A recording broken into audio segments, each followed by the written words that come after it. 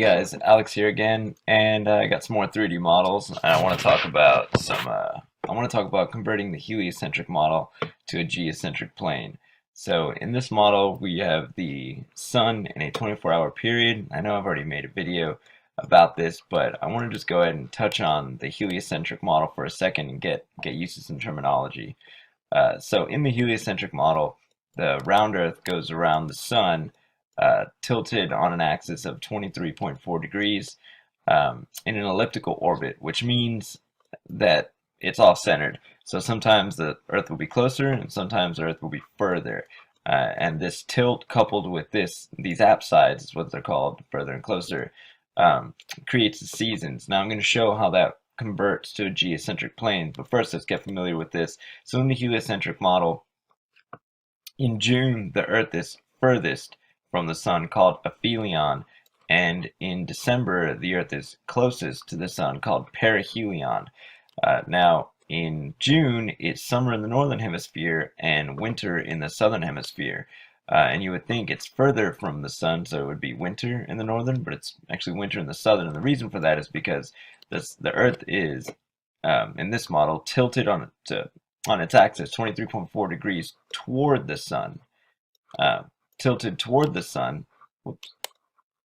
and its tropics, which are these three lines right here, face downward, so sunlight hits the northern tropic of Cancer, lighting up the northern hemisphere, giving it summer in the northern hemisphere and winter in the southern hemisphere. So that's during June, when it's furthest from the sun, aphelion. Now in December it's closer to the sun. Now this is not to scale, it's dramatic, so it paints a better picture. In December the North Pole is facing away from the sun, and the southern tropic of Capricorn receives the sunlight, so it's summer in the southern tropic and winter in the northern tropic. So this is how the heliocentric model describes the seasons. Now, apsides are aphelion far, perihelion close with regards to Earth and the sun. But with regards to the moon and the Earth, when the moon is further, it's called apogee. And when the moon is closer, it's called perigee. Now, the moon gets further and closer. It completes its elliptical orbit. That's also an elliptical orbit once every 28 days. So every 14 days, it's perigee, and then the next 14 days, it's apogee, perigee, apogee. Whereas with the sun, every 6 months, it's aphelion in June, and every 6 months, it's perihelion in December. And that stays the same. Every June, it's aphelion. Every December, it's perihelion. Whereas with the moon, it could be the beginning of the month, it's perigee, and the end of the month, it's apogee. But a few months later, the beginning of the month, it's perigee, or opposite. And so the moon getting closer and further changes with apogee and perigee. Its apsides changes, but the sun, with regards to the distance of the Earth, remains relatively the same throughout the year. Furthest in June, closest in December, and that's how the seasons are created. So this is the heliocentric model's explanation of seasons. And now what I'm going to do is convert that to a geocentric plane. Geocentric just means everything goes around us, and planispheric means you take the sphere, convert it to a planisphere, and convert it to a plane. So in this planisphere, we have the exact same thing. The sun is simply closer to the Earth plane in December, which is perihelion. It's the same as here, perihelion. And it's furthest in June, which is aphelion. And so in this model, I'm showing, and I've already made a video on this, but I'll describe it in more detail. The sun, each sun is representing one day, a 24-hour day, in its respective month. And so in June, it's a tight, small circle, highest in altitude, or aphelion. And in December, it's a wide, fast circle, lowest in altitude, or perihelion. And if you notice here, each hour the sun has to cover an hour of time zone. And so in the smaller circle in June, in the highest altitude, it's moving a lot slower than in the lowest altitude in the widest circle in December because it has to cover more ground. And so as it's covering just this small chunk of ground, it's moving a lot slower, whereas over here it has to move a lot faster to cover that same chunk of ground. Okay, so here is how the sun acts throughout the entire year. Now, throughout the year in the heliocentric model, it goes around its elliptical orbit, slowly getting further, and 6 months later getting closer, and 6 months later getting further, and 6 months later getting closer. And its tilt, and the way it's tilted, describes how much light hits what tropic. And so when we convert that to a geocentric plane, what would have to happen throughout the year is, now this sun is going to represent about a month with every movement. So what's going to happen is it's going to spiral out and lower and wider and faster, and then come back inward and higher and tighter to complete the year. And so the reason it does this, is because it has to go lower in altitude to reach the Tropic of Capricorn and higher in altitude to reach the Tropic of Cancer in the northern hemisphere, or hemicircle in this geocentric plane. And so that creates the seasons. So while the geocentric model uses an elliptical orbit and the tilt, the geocentric plane simply has the sun rising higher and lower in altitude and getting tighter and wider over the tropics of Cancer and Tropic of Capricorn. And now it's been said that I believe Broccoli, I think is his name, that as the sun comes higher and lower, it actually creates a vortex. And so this is some interesting stuff to look at.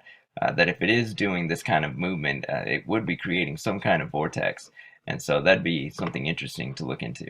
I have a 14-day lunar cycle of the sun and moon, and let me get that back to the first scene. There we go. A lunar cycle of the sun and moon and a full 14 days. And so this was almost 400 frames, so I wasn't able to do the full 28-day cycle, but this is what it would look like with the sun and moon and the moon's phases over a 14-day period. So when the sun and moon are when the moon's directly above the sun, or they're side by side together, you have a new moon. And in the heliocentric model, that just means the sun is behind the moon. And in the geocentric plane, according to Vedic cosmology, the moon is higher than the sun. So I'll go ahead and start the animation. Now, they take off together, completing an hour every hour in time zone. Now, as it passes midnight, the moon slowly lags behind, creating a young moon. And right here I show the sun and moon getting further and further apart, creating the phases of the moon. Now, every time the sun completes a full 24-hour solar day or passes the midnight mark here, the moon slowly lags behind further and further, and you get another phase of the moon. And so from below, to an observer below, if we look from down here in California, looking up, you would see the sun rise and set and the moon rise and set behind it during the crescent phases. And so when you look up in the sky and you see blue sky with the little nail of the moon on a crescent phase, this is how that's described in a geocentric plane. And you see how the moon slowly lags further and further behind. And so as the moon lags further and further behind, you get a quarter moon when the sun and moon are 45 degrees apart. And so that's a quarter moon. And when they're 180 degrees apart, you get a full moon. And then the 14-day cycle mirrors itself and catches back up in the waning phases. These are the waxing phases. So here are the waxing phases as the moon slowly fills up with light, lagging behind the sun. And then after the quarter phase, you start getting gibbous phases.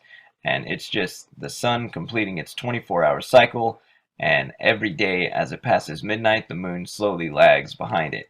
Now, the way I'm doing it is a dramatic lag right when it passes midnight, but in reality, it's a very fluid motion.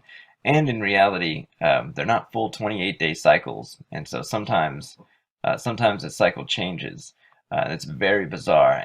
Ancient maps use lunar calendars instead of solar calendars, and so as soon as the sun passes midnight again, you'll see that they're 180 degrees apart, and you have a full moon. So the moon is completely lit and visible to an observer down below. So that's a 14-day lunar cycle, and it would catch as soon as it passes midnight again. It slowly lags behind until it catches back up with the sun and starts over in another new moon. We have the precession of the equinoxes, and what that basically means is precession is to move backwards or to proceed backwards, and the equinoxes, more specifically, is the vernal equinox, or March 21st. Sometimes that's March 20th.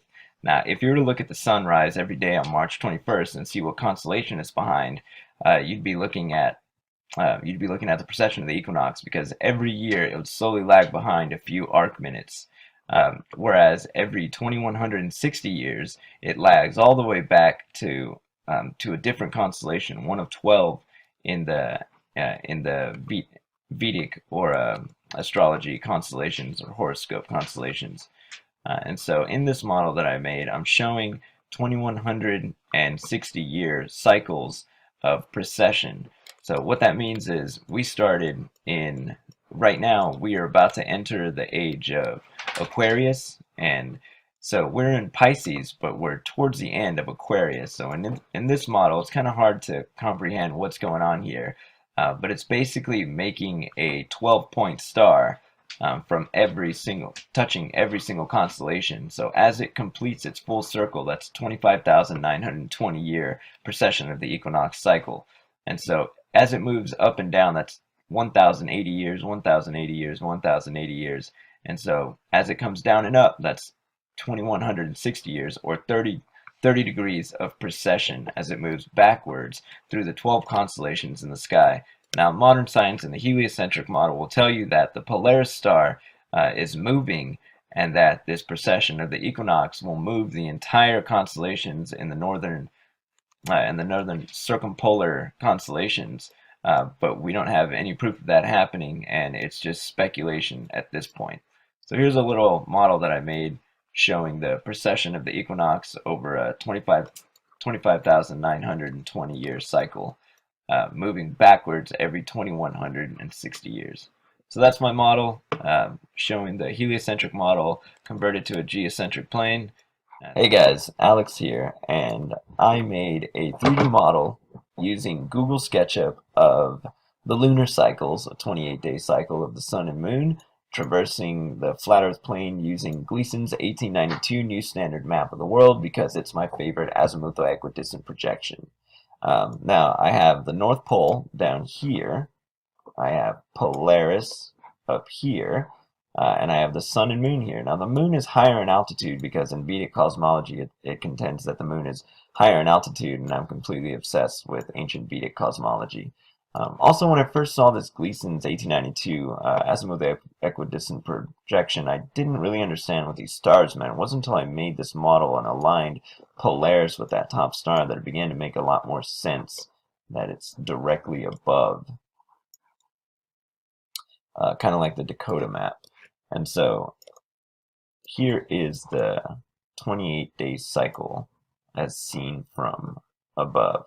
Now this is over the equator, so it would be during the equinox. And they're off. So this would be a young moon, and as the sun passes 6 p.m., you have 6 a.m., you have a waxing crescent. As the sun passes noon, you have a waxing quarter. As the sun passes 6 p.m., you have a waxing gibbous, and when the sun hits midnight and the moon hits noon, you have a full moon, as they're 180 degrees apart, and that completes the waxing phases. And that's the 14th day, and now we'll begin the waning phases, which is another 14 days. So as the sun passes 6 a.m., you have a waning crescent, and as the sun passes noon, you have a waning quarter, and when the sun passes 6 p.m., you have a waning gibbous, and the sun catches back up at midnight, and you have another new moon. So this is my 28-day cycle with the moon. Let's get another angle here. So you can see how the sun and moon traverse the flat earth plane according to Vedic cosmology. And of course, the sun lights up half of the plane at any given moment. And so when I was making this, I also wanted to show that if you do have these celestial bodies orbiting above an Earth plane, then they must be doing it. That there must be something that's allowing it to happen. They can't just magically be floating up there. And so when you watch acoustic propulsion, acoustic levitation, resonant levitation, magnetic levitation, you begin to wonder, like, perhaps this is how it's happening. Now we know that our ancient universe is completely electromagnetic, and gravity is a misrepresentation of electromagnetism and density. So perhaps and we know that the geographic North Pole is the magnetic South Pole, because the positive face of all compasses point north, and positive is attracted to negative, so there must be negative due north anywhere you are on the Earth. So the geographic North Pole is the magnetic South Pole. I've made a post about that before. And so what if the Polaris star is the magnetic North Pole, or the positive magnetic pole? And so the North Star would be the positive magnetic pole, and the North Pole, geographic North Pole, would be the negative magnetic pole, or the South magnetic pole. And between them, you have a magnetic field in which these celestial bodies can magnetically levitate. And so that was something I was thinking about, and I'm sure other people have thought the same thing. But it would be interesting to see if we could prove that somehow, if there could be some kind of proof, because we know that you can magnetically levitate objects between magnetic poles in a magnetic field. So this must be how that's happening. And also, while I'm here, I might as well show you the model with the planets that I made. Now this is a different one, but it's pretty cool because I was able to whoops. Oh. Oh. There we go. I was able to put in all the planets, and so we can check out the planets here. And of course, I'm obsessed with Vedic cosmology, so I threw in Rahu and Ketu. And so, yeah, this is how I believe that works. And of course, you have the summer orbit along Cancer, and then equinoxes orbits along the equator, and the winter orbit along Capricorn. Anyway, so I hope this helps paint a better picture in your head as to how these things work and how this model works of a planispheric, geocentric, cosmological model. Hey guys, Alex here again, and I'm making another video using Google SketchUp because it turns out on the last video I made showing the 28-day lunar cycle of the moon and sun together traversing the flat earth map using Gleason's 1982 New Standard Map of the World, some people were confused and didn't realize it was a 28-day cycle and thought it was a 24-hour cycle. So this is the 24-hour cycle of just the sun. Now I didn't add the moon here because the moon stays right next to the sun on the first 24 hours, and then on the second day they complete a circuit together and it's slightly further apart, and on the third day they complete a third circuit and it's slightly further, even more further apart, and on the fourth day a little further apart, fifth day a little further apart, until the 14th day where they're 180 degrees apart. Now that's what I was trying to depict in the last video of a 28-day cycle, showing that the full moon was a 14-day cycle. So this right here, what I'm going to show you is just this is the same thing, only this one is actually during summer, because the last one the sun was over the equator during either autumn or vernal equinox, and this one is over the Tropic of Cancer in the northern tropic, about the 23rd degree parallel north, and it represents the sun in summer. Now, one thing that I haven't mentioned before is that I believe that during summer the sun the sun acts like I'm sorry, throughout the year the sun acts like a top winding down. So during summer it's a tight, slow circuit, whereas during the equinoxes, it's a wider, lower, faster circuit, and during winter, it's very low, very fast, and very wide. So it would be like a winding top, starting off, slow and tight in summer, a little wider and faster and lower during the equinoxes, and then real wide, real fast, real low during winter, and then a little tighter, a little higher, a little slower during the next equinox, and then back to summer, tight, high, uh, slower. And the reason it gets faster and slower is because each one of these represent an hour in a time zone. And so for the United States, you'd have Pacific time, Mountain time, Central Standard Time, which is my time zone. Um, I believe this is Eastern time, or I got those two confused. But anyway, you have negative, 8, 7, 6, 5, and 4. And so I believe that's how that works. But these are the time zones, and Gleason was kind enough to add them in there for us. That's why it's one of my favorite azimuth equidistant projection. So anyway, on with the animation. So this is a daily circuit. Now it's basically just the same day over and over, because if it was completing a day, it would be slowly getting lower, faster, and wider. And so the reason for that is because at the speed it's going here, this is traversing every time zone in exactly 1 hour. Now look what the time zone looks like out here. Look what 1 hour looks like out here over the Tropic of Capricorn in the 23rd degree south parallel. It's actually a lot wider than the 23-degree north parallel over the Tropic of Cancer. And so it would have to be a lot faster to cover that much ground in 1 hour. And so that's why I believe. And then of course in Vedic cosmology, it states that the sun is higher in altitude closer to the center and lower in altitude further out. So that's why I've made my model like this. Now I plan on making a video that actually shows it winding down like a top. That's going to take some time. So for now, here is the sun during summer, and we'll bring Polaris and line her up real good now. I'm just kidding. Where you at, man? There you are, bruh. Oh Christ. What have I done? There you go.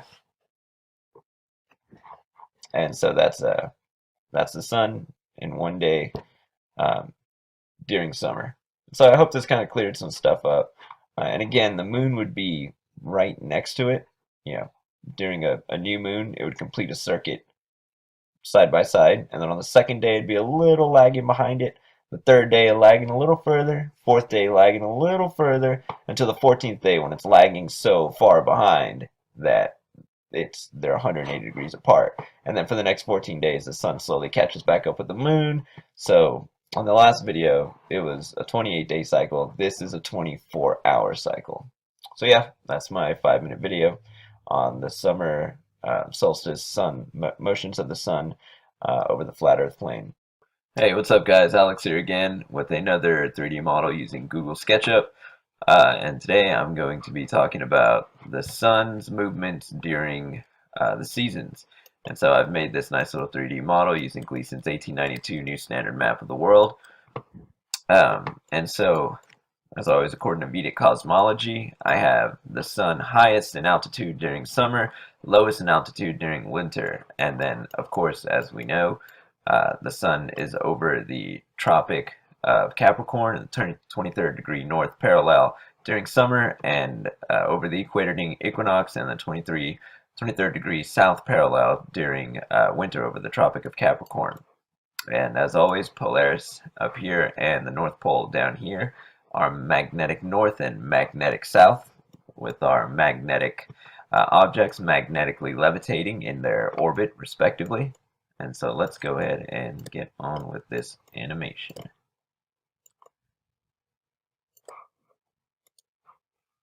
All right. So as you can see, the summer sun. I'm sorry I couldn't get this to move with it. I don't know why I couldn't, but the summer sun moves a lot slower than the winter sun, and the reason for that is because I mentioned this in the last video of how much ground it has to cover, and so. Oh, I gotta pause this. I learned that I need to pause this in order to get it. There we go. And so the sun moves.